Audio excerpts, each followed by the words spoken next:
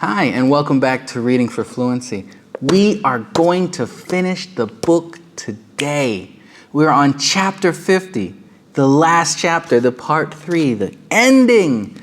We get to find out what's going on. I hope we find out what's in that suitcase, because I've read the last, couple of chapters now, and I've got to know, so let's do this. Stanley's mother insists that there never was a curse. She even doubts whether Stanley's great-great-grandfather really stole a pig. The reader might find it interesting, however, that Stanley's father invented his cure for foot odor the day after the great-great-grandson of Elijah Yelnats carried the great-great-great-grandson of Madame Zeroni up the mountain. The Attorney General closed Camp Green Lake. Miss Walker, who was in desperate need of money, had to sell the land which had been in her family for generations. It was bought by a national organization dedicated to the well-being of young girls. In a few years, Camp Green Lake will become a Girl Scout camp. Oh. This is pretty much the end of the story. The reader probably still has some questions, but unfortunately, from here on in, the answers tend to be long and tedious. While Miss Bell, Stanley's former math teacher, might want to know the percent change in Stanley's weight, the reader probably cares more about the change in Stanley's character and self-confidence. But those changes are subtle and hard to measure. There is no simple answer. Even the contents of the suitcase turned out to be somewhat tedious. Stanley's father pried it open in his workshop, and at first everyone gasped at the sparkling jewels.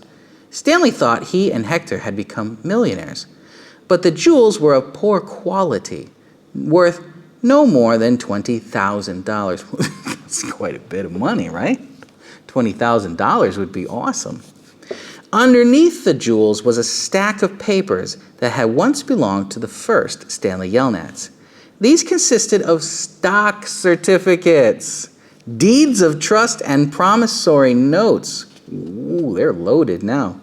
They were hard to read and even more difficult to understand.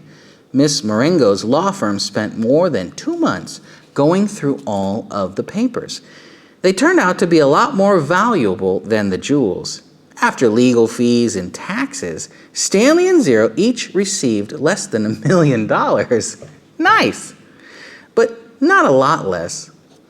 It was enough for Stanley to buy his family a new house with a laboratory in the basement, for Hector to hire a team of private investigators. What?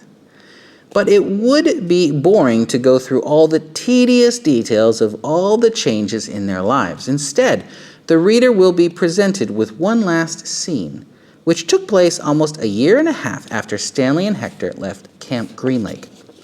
You will have to fill in the holes yourself. Oh, crafty, I see what he did there. There was a small party at the Yelnats' house. Except for Stanley and Hector, everyone there was an adult. All kinds of snacks and drinks were set out on the counter, including caviar, champagne, and the fixings to make ice cream sundaes. The Super Bowl was on television, but nobody was really watching. It should be coming on at the next break, said Miss Marengo. Miss Marengo announced. A timeout was called in the football game, and the commercial came on the screen. Everyone stopped talking and watched.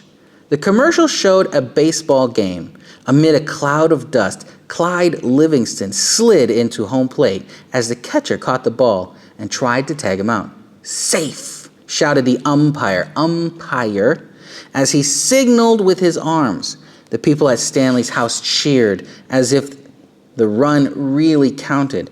Clyde Livingston got up, dusted the dirt off his uniform. As he made his way back to the dugout, he spoke to the camera. "Hi, I'm Clyde Livingston, but everyone around here calls me Sweet Feet." "Way to go, Sweet Feet," said another baseball player, slapping his hand.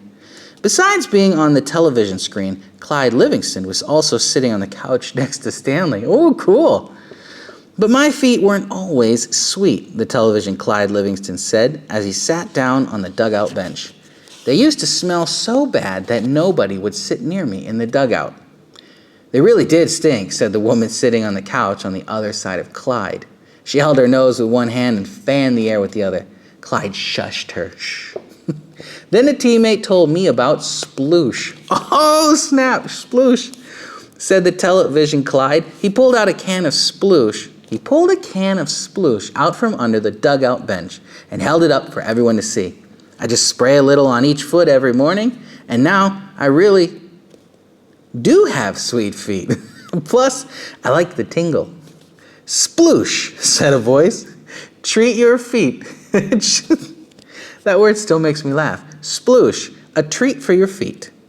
Made from all natural ingredients. It neutralizes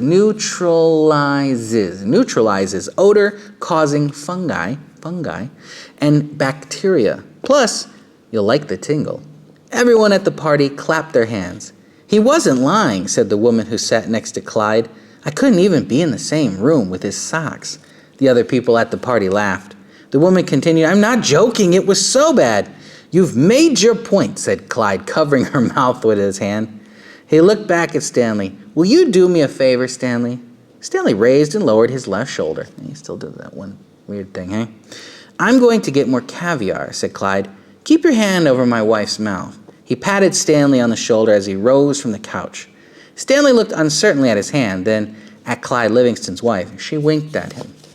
He felt himself blush, then turned away towards Hector, who was sitting on the floor in front of an overstuffed chair. A woman sitting in the chair behind Hector was absent-mindedly fluffing his hair with her fingers. She wasn't very old, but her skin had a weathered look to it, almost like leather. Her eyes seemed weary, as if she'd seen too many things in her life that she didn't want to see. And when she smiled, her mouth seemed too big for her face. Very softly, she half sang, half hummed, a song that her grandmother used to sing for her when she was a little girl. If only, the moon speaks no reply, reflecting the sun and all that's gone by. Be strong, my weary wolf, turn around boldly. Fly high, my baby bird, my angel, my only.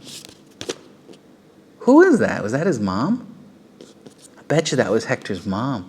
Because we have to fill in the holes, it says. He didn't want to tell us the answers. We have to fill in the holes ourselves. So tell me this. Who was the woman at the end? Huh? Who was the woman at the end? Great job. I hope you had fun learning how to read more fluently. Because if you think about this, go back to the very first video in this course and listen to how slow I read. And now listen to how fast you read. That's awesome. I'm proud of you. And I hope that you like the next story that we do. What is it? I'm not sure yet, but it's going to be fun. And it's going to help you with your fluency. I'll see you next time. Bye.